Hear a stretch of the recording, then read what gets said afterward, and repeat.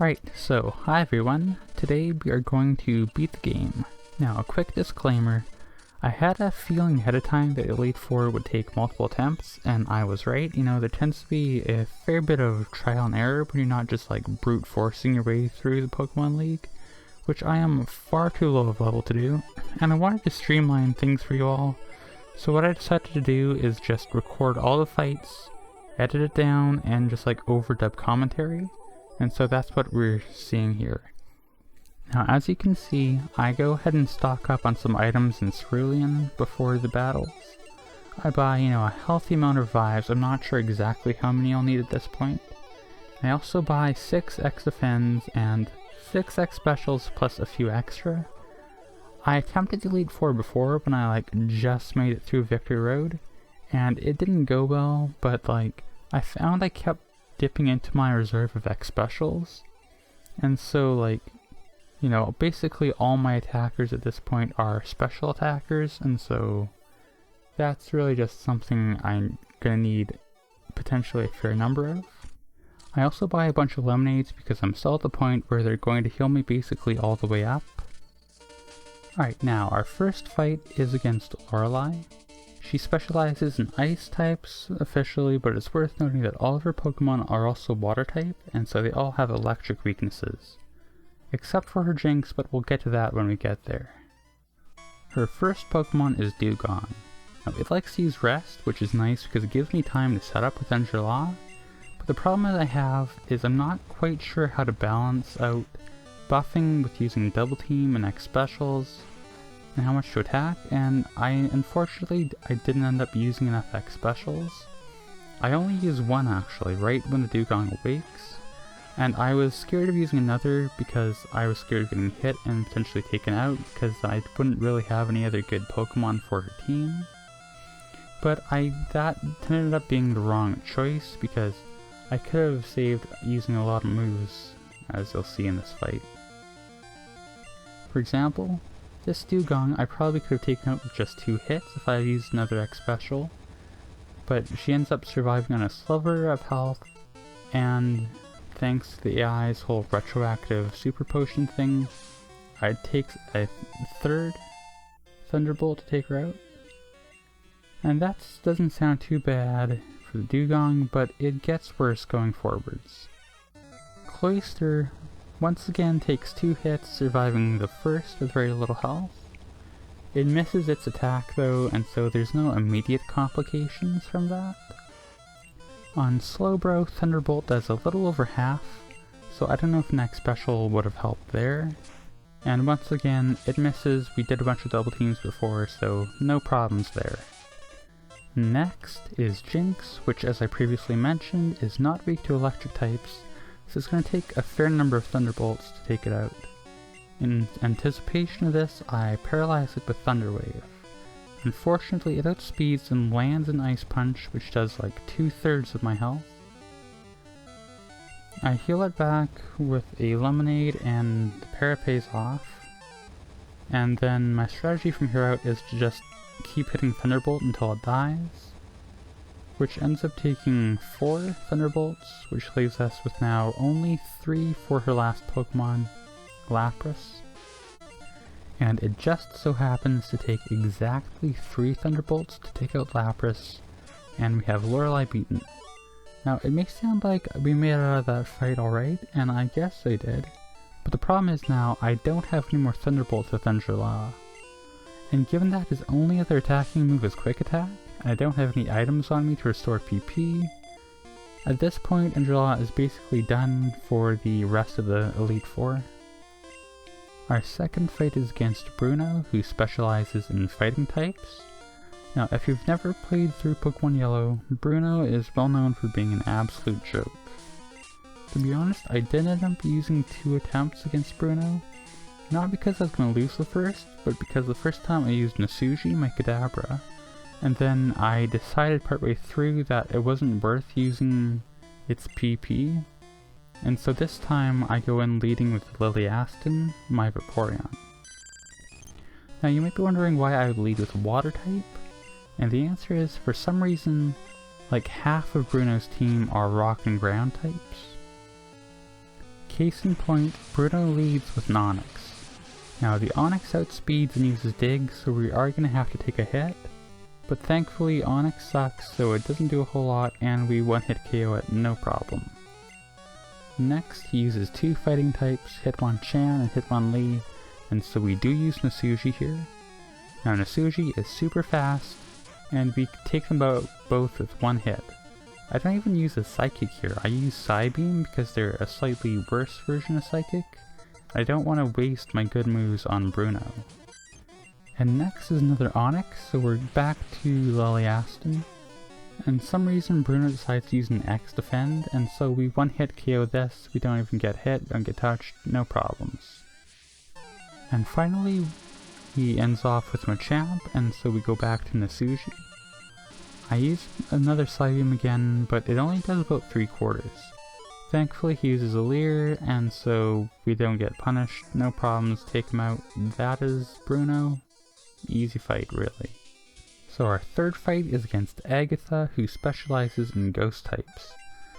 I don't really have any good counters, there's not really a whole lot of good counters to ghost types in this game, and so I just rely on my strongest Pokemon, who is of course Nasuji. Her first Pokemon is a Gengar. Psychic does about 2/3, so once again I probably could have saved a bunch of effort and PP with the next special, which of course I do not do. Why not? I don't know, but that's just what I gotta live with now. Now for some reason, Agatha throws here for me. She switches Gengar into a Golbat, which we knock out with 1 Psychic, and at this point the Gengar is weak enough we can take it out with a Psybeam. Next is a Haunter, which lives a Psychic on like 1 HP, and it confuses us. This is another issue we could have solved using like a single X special. I do knock it out though after a couple tries. I end up hurting myself, but you know how that goes. Next is Narbok. We don't get a confusion, we one-hit KO it with a Psychic, no problems. And finally we have another Gengar, which outspeeds us and puts us to sleep. Now I didn't buy any Awakenings beforehand for some reason, but I did happen to have 3 from just like whenever still in my bag. So I use those, I wake Nasuji up and get put right back to sleep. I wake up Nasuji again, and manage to get in a Psychic, which does about half, before I get to put to sleep a 3rd time. And I use my last Awakening, and I do manage to take it out, which is the Agatha fight. And the last member of the Elite Four is Lance, who is by far the hardest fight of the Elite Four, and for us will be the hardest fight of the entire game. And this is where the efficiencies, both against Lorelei and Agatha, are going to come into play. Lance specializes in dragon types, which are countered by other dragon types, which I don't have, or ice types, which Lily does have an Aurora Beam, which we can use. Lance leads with a Gyarados, which is not dragon but water flying, which means it's weak to rock and electric. We would have had a good counter in Ninja Law if I had any Thunderbolts left, which I don't, and so I once again default to Nasuji. Psychic only does a little over 1/3, but thankfully he never happens to land a hit, and so we take it out. But the thing is, because of how inefficient our Agatha fight was, we are now out of Psychics. Next is a Dragonair. I send out Lily hoping to use Aurora Beam. It outspeeds and paralyzes me, and my Aurora Beam does just under half. I don't heal though my paralysis, and I get hit with a Thunderbolt, and that does about 2/3. And I figure if I heal up, I'm just gonna get knocked out anyways, and so I just let it take me out, hoping to clean up with Nasuji. Now I have to use Psybeam with Nasuji, which is a bit worse, and so it doesn't quite knock it out. And Lance then heals it up back all the way, but I get a crit with luck, and he misses, and so I do manage to take it out, but it was mostly just random chance there. Next is another Dragonair, which takes 2 Psybeams, and I don't get hit by just sheer luck once again. Aerodactyl will turn out to be a major roadblock. It outspeeds every Pokemon on my team, even the Suji. Thankfully, this time it goes for Swift, which only does about 2/3, and we get to use a Psybeam, which does about half. Now our goal here is to land a second Psybeam, which is easier said than done. The Aerodactyl outspeeds us and takes us out, and I send out Yalis' fodder while I use my only full revive on the Suji. Unfortunately, Aerodactyl uses Fly, which dodges our Psybeam and takes us out with one hit. Which means at this point it's clear I will need some way to avoid getting the hit, because I can't just try to tank it. I send out Volea, use Revive on Liliaston hoping to use Sand Attack, and to my surprise Volea lives with Swift, so I get to use a Revive on Yalis in case I need another pivot. The Aerodactyl misses, which means I get a third free turn to revive Nasuji. And then Aerodactyl uses Fly, so I get a fourth turn to heal up Liliaston almost to full before finally getting taken out. Liliaston lives with Fly surprisingly well, and I get a couple sand attacks in before finally switching to Nasuji, and it misses, and I get my Psybeam in, and the Aerodactyl is finally taken care of. Lance does have one more Pokemon though, and that's Dragonite. I take the chance of it coming in to switch into my fodder Yalis, and I heal up Liliaston again. I'm once again using a bunch of sand attacks hoping to set up for Nasuji, but I notice because Gen 1 has weird trainer AI, it only ever uses Thunder, which already has terrible accuracy before the sand attacks. And so my plan originally was to let Liliaston die and switch into Nasuji, but it just never lands a hit, and I get to the point where I get impatient and I just use an Aurora Beam, and I end up taking it out in only a couple hits. Now we are done with the Elite Four, and the last fight in the game is against our rival Fear. This is supposed to be the hardest fight in the game. He has the highest level Pokemon of any trainer we will encounter, and unlike the Elite Four, has a well-balanced team with no one clear type weakness. However, this is where I focused all of my planning, and so this fight is going to go from difficult to basically trivial. Now, Fear leads with Sandslash. Because Gen 1 AI, Sandslash will only ever use Poison Sting, which does 10. We start off with Leech Seed, which will heal that all the way back up, just as is. And so now we have the rest of the Sandslash's HP to set up. And this is where all those X items I bought come into play. We use 6x defense and 6x specials, which means we will only take about a quarter damage from any hits we take, whether they be physical or special. And we also use 6 double teams, so we'll only be getting hit about a quarter as often as we normally would. And luckily for me, purely coincidentally, the turn we finish setting all that up, Sandslash gets taken out by the Leech Seed. Fear's next Pokemon is now Kazam, which would normally be a complete nightmare, but this is where the strategy really takes off. I've explained this a few times already, but I'll go over this again. So in Gen 1, the code that deals with poison damage is also used for Leech Seed. Normally this wouldn't be a problem, but the move Toxic creates a special kind of poison state, which runs an internal counter so that the poison damage increases every turn. So when you have Toxic and the Leech Seed active at the same time, the amount you heal from Leech Seed also increases every turn. And so you can basically, just with our current setup, just stall out and hope to heal and drain their HP down to nothing. This isn't foolproof. In fact, we'll see a lot of different ways in which this can go wrong going forwards, but as you can see, Alakazam, which is normally the single strongest non-legendary Pokemon in the game, is basically free now. Even when his Alakazam does hit, because of all these boosts, we're taking not very much damage, and then our Leech Seed just heals it right back up, so no issues. Next is Exeggutor, which raises the first issue with this strategy.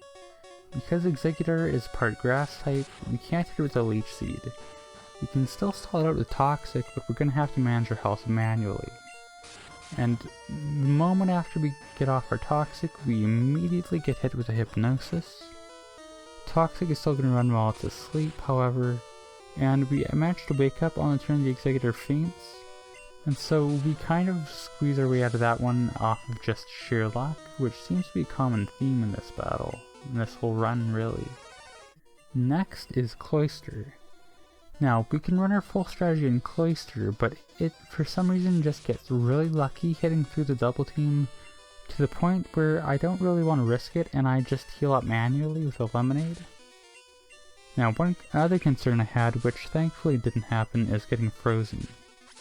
In Gen 1, the only ways to get out of being frozen are through Fire-type moves, items, or getting knocked out, which means, for in our case, if we get frozen, that Pokemon is basically gone. Next is Ninetales. Despite the type advantage, Ninetales doesn't actually do all that much damage. What it does have is Fire Spin. Fire Spin works a lot like Wrap, which in Gen 1 means that when it hits, neither Pokemon can do anything for a few turns, and you're basically just stuck there taking damage. It's also worth noting that it doesn't have an evasion check past the first hit, and so if it lands, you are going to be stuck there for the full duration of the move. Now, we can set up Toxic and Leech Seed, so that won't be too big an issue on its own. The other issue with Ninetales, however, is that Fear uses a full Restore on his Ninetales, which not only heals it all the way up, but it removes the Toxic. And so we'll have to start that whole count of building up the poison damage all over again. And theoretically, you can just keep using them until we run out of Toxics, at which point we basically just lose. However, I get lucky and these issues end up cancelling each other out. After heals once, the second time going through his health, he doesn't land the Fire Spin until he's about halfway down, at which point the Toxic and Leech Seed damage has built up to the point where it will take out the Ninetales before Fire Spin wears off and he has a chance to heal it up. The last Pokemon we have to face in the entire game is Jolteon. Now, Jolteon has caused us a lot of problems in the past, but this time he doesn't really have anything he can do to interfere with our strategy, and so we get to just run it like usual, which means the last stage of this fight is pretty anticlimactic. I just set up and wait, and I win. And with that, we have beat the game. This isn't going to be the end of the series, however. There's still two things I gotta take care of. First off, there is a bit of a post-game in yellow, which normally is just Cerulean Cave and Mewtwo, but I've left all the legendaries for the post-games to make it kind of more complete of an experience. I also want to complete the Pokédex. I'm still not quite sure how I'm going to structure that for my videos, but that's something to look forwards to, I guess.